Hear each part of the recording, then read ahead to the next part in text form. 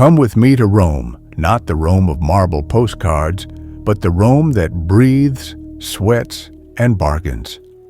I want you to feel the weight of a bronze coin in your palm, the grit of river dust on your tongue, and the low thunder of carts rolling over stone at dawn. I am not a senator with leisure or a poet chasing fame. I am a merchant, the kind of person the empire quietly depends on. My days begin where the city is most honest, at the docks, in the markets, in the counting rooms where numbers decide whether a family eats or a ship sails. If I lived there, I would not experience Rome as a single place. Rome is a network, a machine that pulls grain from Egypt, oil from Hispania, wine from Gaul, marble from Greece, slaves from war, and taxes from everyone. The city is a mouth that never stops eating, and the roads and sea lanes are its veins. To trade is to travel those veins. To profit is to understand geography, weather, politics, and war as intimately as you understand your own street. And war is always nearby, even when the Forum looks calm. Soldiers need boots, grain, iron, timber, salt, wine, and wages. When emperors campaign, commerce follows like a shadow. So I will take you from Rome's riverbanks to stormy seas, from frontier forts to conquered mountains, through the empire as it moves and expands. You will see how a loaf of bread in the Suburra connects to the Nile floods, how a rumor in a tavern can shift prices, and how a distant battle can empty a market stall in the heart of the city. Now, if you are listening to this on YouTube and you have not subscribed yet, subscribe and like the video. If you want more documentary-style stories like this, we genuinely need your support to keep making them. Episode 1, The City That Eats the World. Let me place you beside me before sunrise, when Rome is still half asleep but already working. The air smells of damp stone, smoke from cooking fires, and the river. I start near the Tiber because that is where truth arrives. Rome's heartbeat is not in the temples. It is in warehouses, docks, and scales. Downstream is Ostia, the port city at the mouth of the river. That is where the sea trade funnels in, and from there, barges haul cargo upriver to Rome. When I go to Ostia, I see a landscape built for movement. Broad quays, cranes with wooden arms, ropes singing under tension, and stacks of amphorae marked with painted letters. Those letters are not decoration. They tell you where the oil came from, who sealed it, and sometimes which estate paid the tax. Amphorae are the shipping containers of my world. They clink and scrape like pottery drums when they're rolled, and when a whole warehouse is full, the smell of olive oil and fish sauce hangs in the air like a heavy curtain. You would be surprised how much of my day is measurement. Weighing grain, testing oil, checking cloth.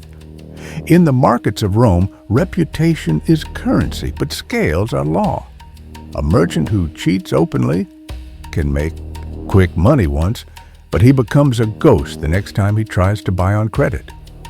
Credit, by the way, is how the city truly runs. Coins are important, yes, but promises move more volume than metal. I keep my accounts carefully because one broken agreement can snap an entire chain of deals. From the river, I move toward the city's commercial belly. The Forum Boreum is loud early, especially around livestock and food.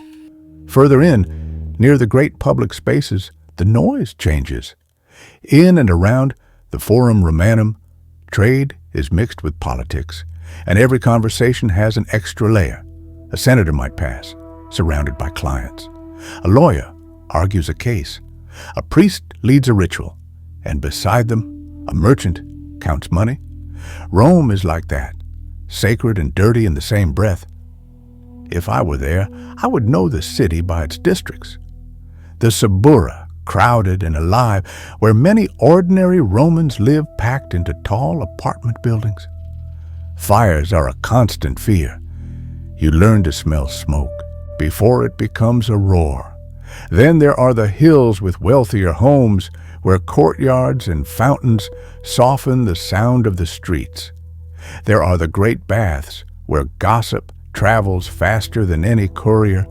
And there are the specialized markets, the places where you can tell what the empire is doing by what is scarce. Grain is the most sensitive. Rome's grain supply is not just food, it is politics. The city depends heavily on shipments from North Africa and especially Egypt. When the Nile floods well, grain is plentiful and the price stays stable. When the Nile flood is poor, Rome becomes anxious. You can feel it in the markets. More arguments, more hoarding, more soldiers visible near storage points. The government understands that hungry crowds can become dangerous crowds. So I pay attention to the calendar, the wind, the sea, and rumors from far away. If storms delay the grain fleet, prices rise. If pirates grow bold in a certain season, insurers demand higher rates or refuse coverage. If a new campaign is announced, a smart merchant starts buying what an army will consume: leather for sandals, iron fittings for carts, salted meat, wine, and grain. You might ask, why would war matter in Rome's streets if the fighting is far away? Because Rome is the headquarters of appetite. An army on the Danube consumes the bread of the baker in the Subura indirectly. Taxes and requisitions tighten, transport animals are diverted, shipping schedules change, and suddenly the same amphora that arrived easily last year is expensive this year. I walk past monuments that remind me the empire is built on conquest, triumphal arches, captured weapons displayed as trophies, reliefs carved with scenes of enemies kneeling. Rome does not hide its violence, it celebrates it. And yet, the daily machinery is trade. War expands the map. Trade makes the map livable. By afternoon, I am back near my counting room, where I handle letters and contracts. Couriers arrive with news from roads that cut across mountains and plains like stitched seams. The roads are marvels. The Via Appia southward, the Via Flaminia northward, and many more branching like roots. Roads are not just stone. They are time. They make distance predictable, and predictability creates profit. At night, when lamps flicker and the city's noise becomes a lower hum, I realize something. Rome is not merely a city. It is the center of a world that has been forced to coordinate. As a merchant, I live inside that coordination, and tomorrow I will follow it outward. Episode 2, Roads to the Edge and the Taste of the Frontier. If you want to understand Rome, you have to leave it. I do not mean for leisure. I mean because trade demands it. My next journey takes me north and west toward provinces that feed Rome with metals, wine, and manpower. I start on a Roman road that feels like an argument with the landscape, straight where it can be, engineered where it must be. As we move away from the city, the air changes. Fewer cook fires, more open wind. Farms line the way, then hills, then forests. Road stations appear at intervals, places for rest, horses, and repairs. These are not just inns, they are part of imperial control. A road is a promise that troops can move quickly, and where troops can move quickly, rebellion is discouraged. In the provinces, you see Romanization like layers of paint. A local village might still speak its old tongue, worship its old gods, and live in familiar patterns. But nearby, there is a Roman-style town with a grid plan, a forum, baths, and an administrative building. Taxes are assessed there. Contracts are written there. Soldiers pass through there. Rome's presence is both physical and bureaucratic. As a merchant, I travel with documents, seals, and introductions. The wrong official can delay you for days. A corrupt one can squeeze you for fees. So you learn the local hierarchies. You learn which governor is strict, which quartermaster pays on time, which customs officer can be reasoned with, and which cannot. The frontier is different again. Near the Rhine or Danube, the empire feels tense, like a drawn bow. Forts sit at strategic points, river bends, crossings, and high ground. You can smell the difference in the air, more iron and leather, more smoke from forges. You hear commands, the rhythm of drills, the clack of weapons being maintained. Soldiers are not a distant concept here. They are an economic force. When I supply a frontier zone, my goods change. Fine tableware matters less than durable boots and reliable grain. Salt becomes precious because it preserves meat and keeps men alive. Timber matters because palisades and bridges rot and must be rebuilt. Iron and nails matter because everything on a frontier is under stress. The geography shapes everything. Rivers are highways and barriers at the same time. In winter, they can freeze, turning into roads for enemies. In spring, they can flood, turning into moats against you. Forests provide cover for ambushes. Open plains expose marching columns. Mountains slow everything and make supply lines fragile. I stand one evening outside a fort and watch the horizon. It is not dramatic like a theater. It is quieter and more unsettling. The empire's border is not a wall you can touch everywhere. It is a zone of watchtowers, patrols, alliances, and fear. Beyond it live peoples Rome trades with and fights with, sometimes in the same year. War rumors are constant. A raid here, a skirmish there, a tribe restless, an emperor planning a campaign. For a merchant, these rumors are not entertainment. They are price signals. If a campaign is likely, I buy early, stock carefully, and arrange transport. If a road becomes unsafe, I reroute. Every choice is a balance between risk and profit. And yet, on the road back toward Rome, I notice something that feels almost invisible. The same coin is accepted in distant towns.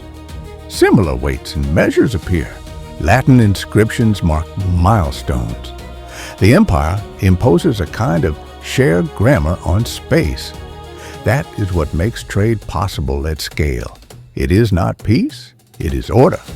When I return to Rome, the city seems even larger because now I understand what it sits on top of. Rome's greatness is not only in its marble, it is in the system that pulls resources from the edge and transforms them into the daily life of 1 million people. Episode 3, The Sea Lane to Egypt and the Bread of Rome. If the roads are Rome's veins, the sea is its heartbeat, and Egypt, especially Alexandria, is one of the most critical nodes in the entire system. When I travel there, I travel not just as a businessman, but as someone touching the empire's most sensitive artery, the grain supply. I go first to a great port, where ships are larger and the horizon feels closer. You learn quickly that the Mediterranean is not a gentle lake. It is a working sea with seasonal moods. In calm weather, it is efficient beyond imagination.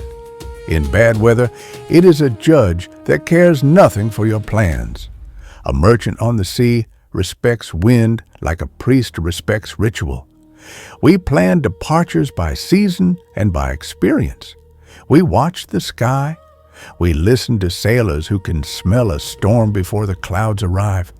And we ensure cargo when we can, because the sea does not negotiate. When Alexandria comes into view, it feels like a different world compared to Rome. Rome is power concentrated. Alexandria is knowledge and trade layered together. Its harbor is crowded with ships from many regions. Warehouses line the water. Paperwork follows every sack of grain. You can sense that Egypt is not merely a province. It is a strategic treasure. The Nile is the reason. Egypt's agricultural output depends on the river's annual flood, which deposits rich silt and creates predictable fertility. In a good year, grain is abundant. In a poor year, hunger spreads. So the empire watches the Nile almost like a god. Governors and officials track yields, storage, and shipments because Rome's stability depends on these numbers. I walk through granaries and see mountains of grain that will become bread in Rome. I think about the journey each kernel will take. Loaded into sacks, moved to ships, carried across the sea, transferred to Ostia, barged up the Tiber, stored in Rome, distributed, milled, baked. This is logistics as civilization. If any link fails, the city feels it within weeks. Trade in Alexandria is broader than grain. I see linen, glass, papyrus, spices coming through from deeper roots, and luxury goods that flow toward the wealthy. I meet merchants who speak multiple languages and negotiate across cultures with ease. In these conversations, I understand that the empire is not a single identity. It is a structure holding many identities in place. But even here, war is present as a shadow. Military planning influences shipping priorities. The state can commandeer vessels. Troops need provisioning. And any instability in the east can ripple into the ports. A merchant learns to read politics because politics changes the rules without warning. On the return voyage, I feel the sea's indifference. One night, the wind rises and the ship becomes a creaking animal, wood bending against wave-udar. Water slaps the hull like a fist. Sailors shout, not in panic, but in practiced urgency. In that moment, I understand why grain is sacred in Rome. You cannot take it for granted when you have felt how easily it can vanish into dark water. When we finally reach Italy again, the coastline is a relief. The smell of land, the sight of familiar hills, even the rough talk of dock workers, all of it feels like survival. The cargo is not just profit, it is public order. Back in Rome, when I pass bakeries and see bread being sold, I see something more than food.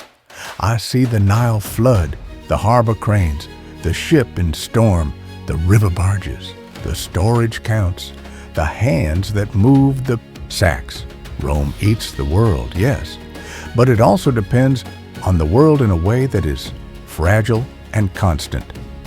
Episode 4, Trajan's War, the Danube and commerce, following the eagles.